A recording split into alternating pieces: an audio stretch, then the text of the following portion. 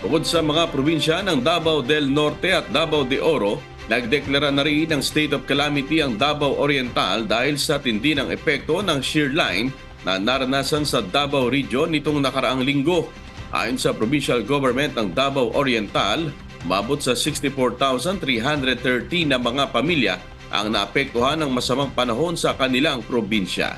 2 ang nasawi habang 4 naman ang nasugatan.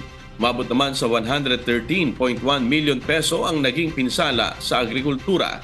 Bukod pa ito sa mga nasirang kalsada at critical infrastructures upang tugunan ang pangangailangan ng mga apektadong residente, paglulunsad nilang provincial government ng iba't ibang inisyatibo at estratehiya.